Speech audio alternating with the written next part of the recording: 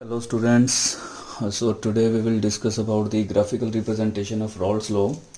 So आज इसको graphically समझने की कोशिश करते हैं कि ये जो ग्राफ बनता है वो कैसे बनता है और कैसे रोल्स लॉ को फॉलो करता है। ठीक है, तो देखते हैं कि इसके अंदर क्या है। सो यहाँ पे जो हमने ये ग्राफ दोनों तरफ से चलेगा। पहली चीज़ आपको ध्यान रखनी है, इस तरफ भी वेपर प्रेशर है और इस तरफ भी वेपर प्रेशर है।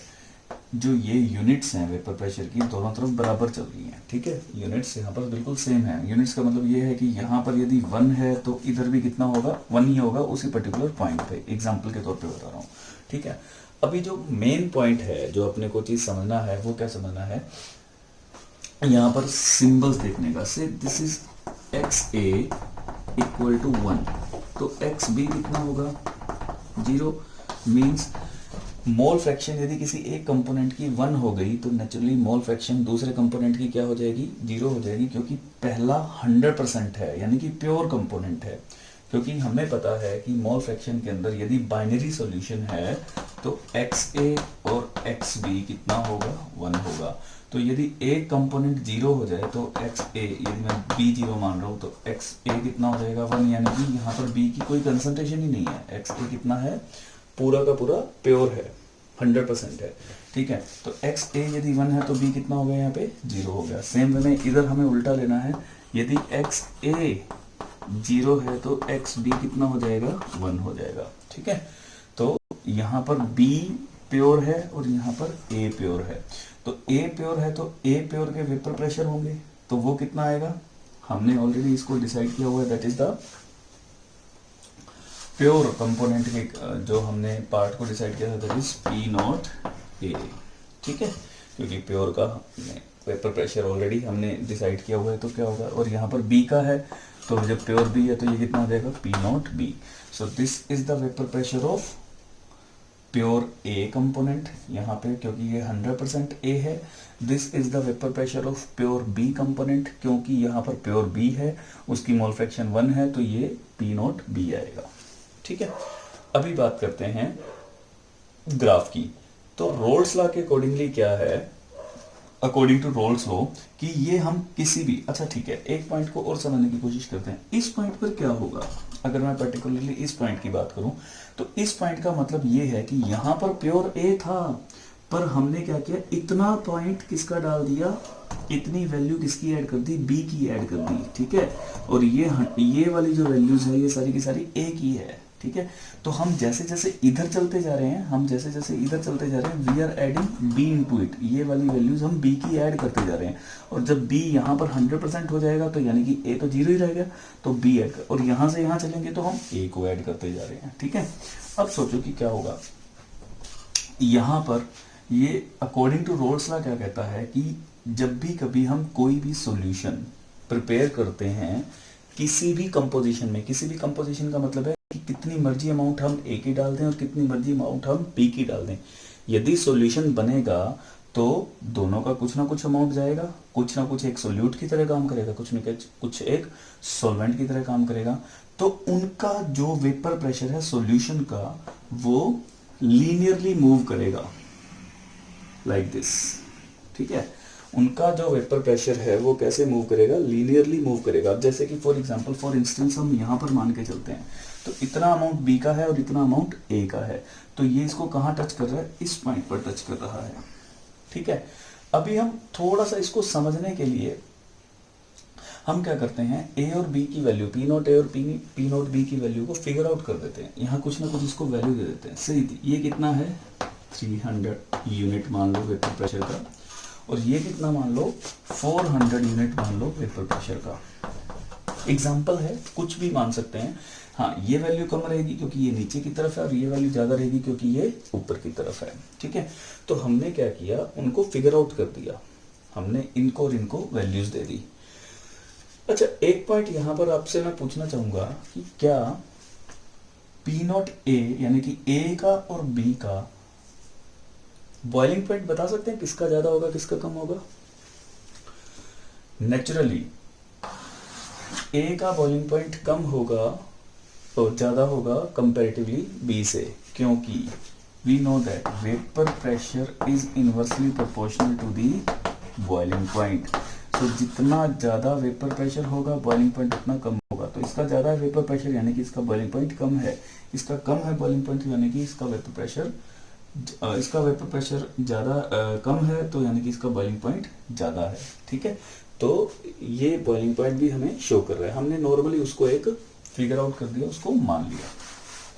अभी दूसरे लेवल पर जो हमें चीज़ देखनी है वो ये देखनी है कि इसको हमने 300 मान लिया और इसको हमने 400 मान लिया.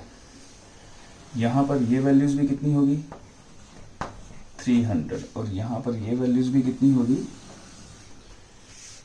400.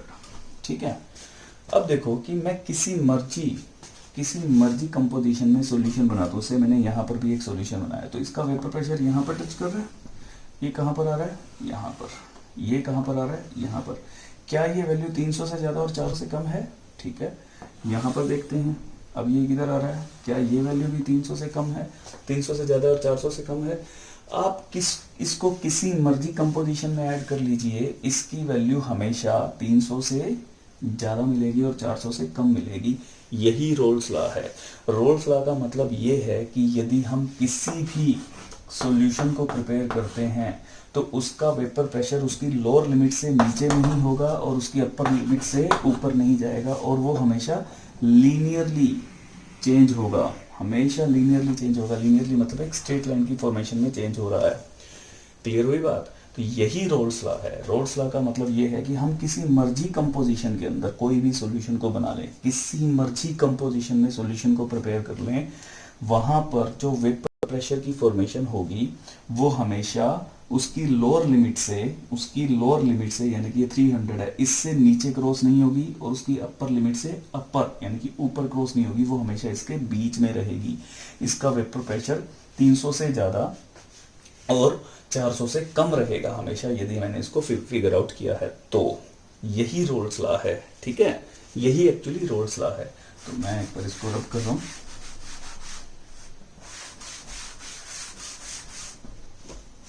तो ये लीनियरली जो है इस तरीके से चेंज हो रहा है. ठीक है, ये है सॉल्यूशन का. तो PS है, PS कितना हुआ PA प्लस PB. जरूरी है ग्राफ को समझना, ग्राफ को अच्छे से समझिएगा. इसकी वैल्यू 300 से नीचे नहीं जाएगी और 400 से ऊपर नहीं जाएगी. हम जिस मर्जी कंपोजिशन में इसको ऐड कर लें, जिस मर्जी कंपोजिशन में आप सॉल्यूशन को प्रिपेयर कर लीजिए, इसकी वैल्यू कभी भी नहीं जाएगी. हाँ, प्योर A रह गया तो 300 आ जाएगी, प्योर B बन गया तो 400 चली जाएगी, उससे ऊपर नहीं जाएगी. वो तो हमने प्योर की बात कर ही ली है. ठीक है, तो ये वाली लाइन किसकी होगी, क्योंकि ये A को अप्रोच कर रही है. So this will be the line of A किसके इक्वल था, P0A multiply by mole fraction of A in the solution. ये वाली लाइन किसको कट कर रही है, this is cutting the B. तो ये क्या हो जाएगा, PB किसके इक्वल आएगा, P0B मल्टीप्लाई बाय XB. सो ये हमारा ग्राफ बन जाएगा.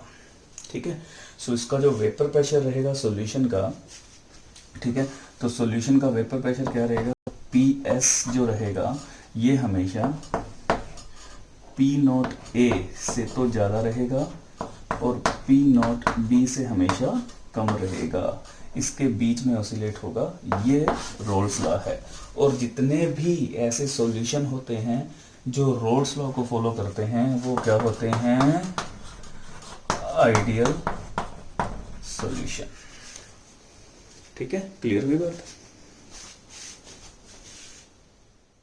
Here is the highlights of the graphical representation of Rolle's law.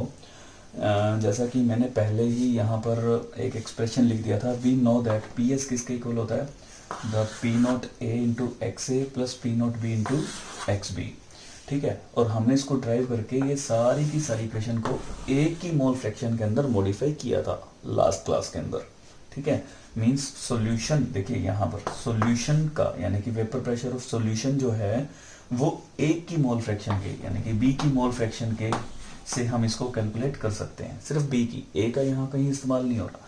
So that is the first highlight of is the total vapour pressure of the solution, this is the total vapour pressure of the solution, can be related with the, इसको relate किया जा सकता है mole fraction of one component. तो इसी तरीके से यदि मुझे इसको ए में ड्राइव करना है तो मैं बी की वैल्यू पुट कर दूंगा, because we know that x A plus x B किसके इक्वल होगा 1 के। तो यहाँ पर यदि मैंने एक्स ए की वैल्यू पुट कर दी 1 माइनस एक्स बी, तो यहाँ पर आप बी की वैल्यू पुट कर दीजिए, ठीक है।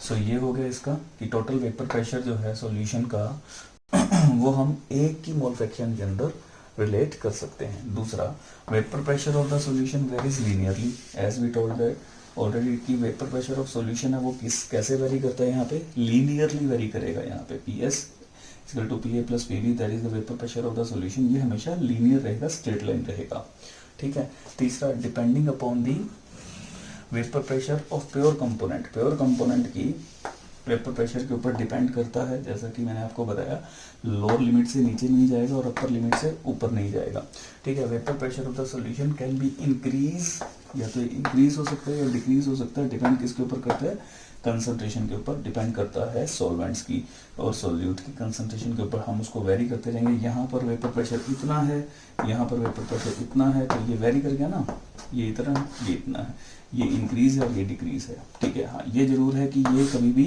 लोअर लिमिट से नीचे नहीं जाएगा और अपर लिमिट से ऊपर नहीं जाएगा। So these are the highlights of the Raoult's law, ये बहुत इंपॉर्टेंट है। हम इसको फिर से एक बार देखते हैं। तो ग्राफिकल रिप्रेजेंटेशन के अंदर हमने क्या देखा, हमने इसका ग्राफ प्लॉट किया, ग्राफ प्लॉट के अंदर इस तरफ हमने वेपर प्रेशर्स रखे हैं और इधर क्या रखा है, मोल फ्रैक्शन रखा है। तो मोल फ्रैक्शन के अंदर हमने यहाँ पर देखा कि ये लीनियरली वेरी करता है, ये लोअर लिमिट मानी और ये अपर लिमिट मान ली वेपर प्रेशर की, प्योर कंपोनेंट की, ठीक है। दो कंपोनेंट है, नेचुरली एक का वेपर प्रेशर ज़्यादा होगा और एक का वेपर प्रेशर कम होगा, ठीक है। तो इसको हमने एक फिगर आउट कर दिया, इसको 300 बोल दिया और इसको 400 बोल दिया और उसी के बेसिस पर देखा कि हम किसी मर्जी इसको कंपोनेंट को ऐड कर लें, किसी मर्जी कंपोजिशन में ऐड कर लें, जितनी मर्जी मात्रा ए की रखें और जितनी मर्जी मात्रा बी की रखें, और यदि हम सॉल्यूशन प्रिपेयर करते हैं तो अकॉर्डिंग टू रोल्स लॉ वो लोअर लिमिट के नीचे नहीं जाएगा और अपर लिमिट के ऊपर नहीं जाएगा। सो ये हमारा रोल्स लॉ था। तो ये मैंने बनाया कि जो सॉल्यूशन का वेपर प्रेशर है वो लोअर लिमिट से हमेशा बड़ा होगा और जो अपर लिमिट से उससे छोटा होगा अगर वो सॉल्यूशन है तो, ठीक है। और ये हमारे 3 हाइलाइट्स हैं कि पहले हाइलाइट्स में हम सॉल्यूशन की वेपर प्रेशर को किसी एक की मोल फ्रैक्शन में रिलेट कर सकते हैं। दूसरा, जो सॉल्यूशन है उसका जो ग्राफ है वो हमेशा लीनियरली वेरी करेगा। और तीसरा, कंपोजिशन के अकॉर्डिंगली ये ग्राफ की वैल्यू यानी कि जो वेपर प्रेशर की वैल्यू घट या बढ़ सकती है, ठीक है। तो जैसा जैसा हम उसके अंदर उसको ऐड करते रहेंगे। So that is the graphical representation of the Raoult's law.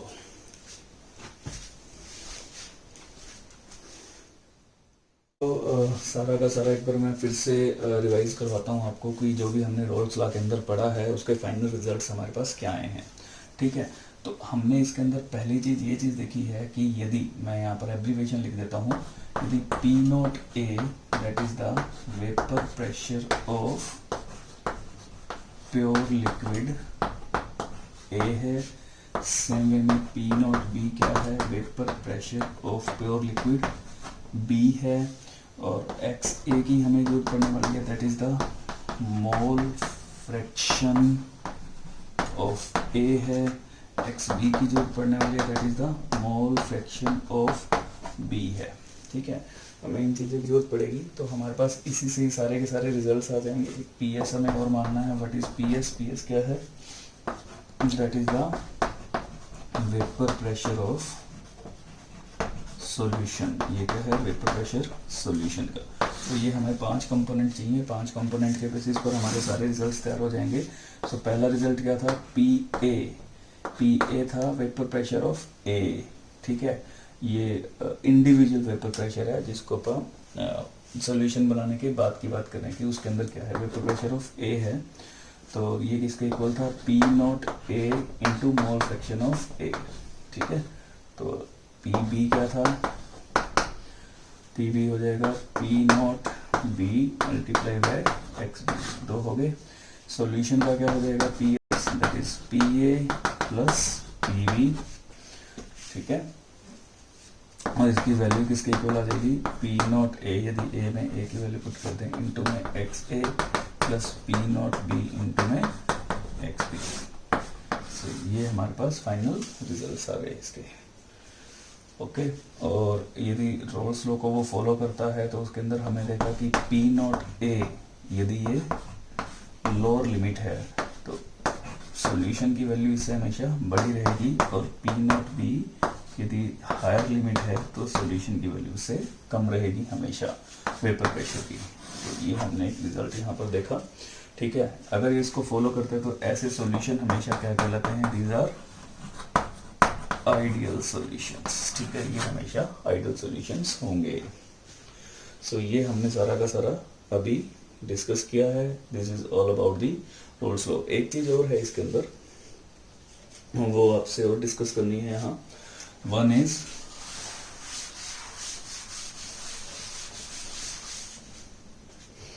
This is the, मान के चलिए कि ये हमारा सॉल्यूशन है। ठीक है, सॉल्यूशन है ए और बी का। ठीक है, जो कंसंट्रेशन हम यहाँ पर ए की बात कर रहे हैं वो यहाँ पर मोल फ्रैक्शन के तौर पे हमने लिखा, दैट इज एक्स ए, और यहाँ पर बी की जो कंसंट्रेशन है वो क्या लिखी है हमने, एक्स बी।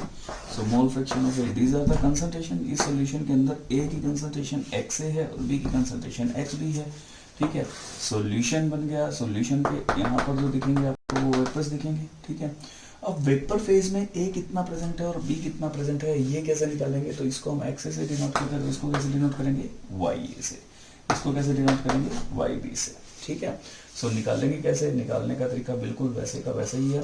ठीक है, तो यदि हम वाई ए की बात करते हैं तो जैसे मोल फ्रैक्शन के अंदर रखते हैं, जिसकी वैल्यूज निकालने हैं उसको ऊपर रखते हैं, तो P A mole fraction of A divided by mole fraction of solution. वैसे ही वाई बी की बात करते हैं तो P B mole fraction of solution. ठीक है, तो ये एक तरीका है जिसके अंदर हम मोल फ्रैक्शन ऑफ कंपोनेंट निकाल सकते हैं इन वेपर फेज। तो वाई ए क्या है, mole fraction in vapour phase of A, और वाई बी क्या है, सेम में mole fraction of vapour phase of B. की ए के वेपर्स कितने हैं, कंसंट्रेशन कितना है, और बी के वेपर फेज में कंसंट्रेशन कितना है, हम उसको वाई ए और वाई बी से डिनोट करते हैं, और ये उनके फॉर्मूला हैं। So all about this is the Raoult's law, और इसी का एक न्यूमेरिकल हम करते हैं जिससे हमें और ज़्यादा क्लैरिटी आने वाली है। सो ये रिजल्ट्स आपको ध्यान रखने हैं, इसी रिजल्ट्स के बेसिस पर हम वो न्यूमेरिकल सॉल्व करेंगे।